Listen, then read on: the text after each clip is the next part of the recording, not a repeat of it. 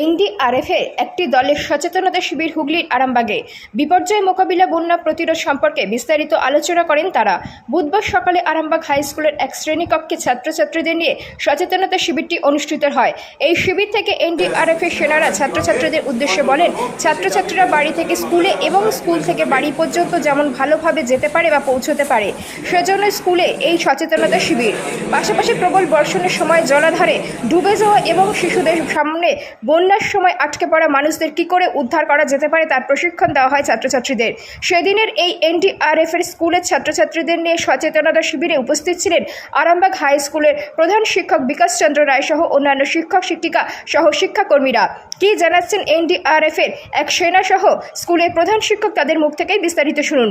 24 hours আরামবাগের report.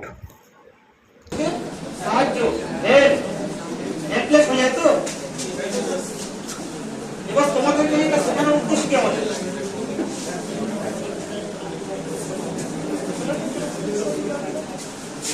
তোমাদেরকে শেখানোর উদ্দেশ্য হচ্ছে আমরা এখানে 10টা বা 100টা ছেলেকে শিখে গেলাম আর তারাই শিখলো। 1 ঘন্টা লাগুক या 1.5 ঘন্টা লাগুক, আর 5 মিনিট অন্তর কি হবে ওটাকে লুজ করা যাবে। আর ও টাইমিং নোট হবে যে আমি 10টায় কমিউনিকেট করেছি, 10টা 5 আমি এখানে লুজ করে দিয়েছি, 10টা 10 লুজ করেছি, 10টা 15 করেছি। এই টাইমিং কন্টিনিউ ওখানে কি হবে একটা পেজে নোট হতে থাকবে। কি করব, পেপার কাপের ভিতরে রেখে হালকা করে কি করব, এখানে আমি স্টেবল করে দেব। স্টেবল করে দেওয়ার পরে আমি ফার্স্টে বলেছি আমাদের ফার্স্ট চোখ, সেটা কি করব আমি এখানে ঢেকে দিয়েছি।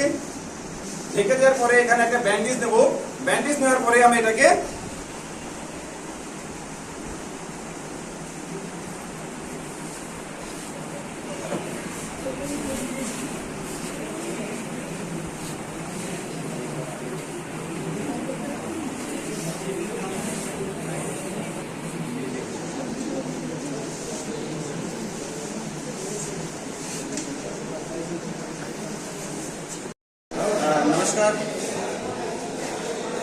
नमस्कार আমি sub inspector Madhab Bauri, 2nd battalion NDRF Shri Gurbandar Singh শিওর পক্ষ থেকে আমরা Arambagh high school safety programme জন্য এসেছি।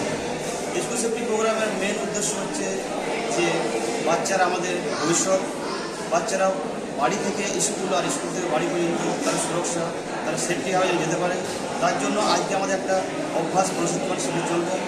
এরপর স্কুল কমিটিকে সেটা কন্টিনিউ করতে হবে যে তারা যেন সেই আমাদের প্রশিক্ষণগুলো সপ্তাহ বা 15 দিন পর বা 1 মাসের মধ্যে একবার পড়ে। এরপরেও কি স্যার অন্য স্কুলে এরকম প্রোগ্রাম চলবে?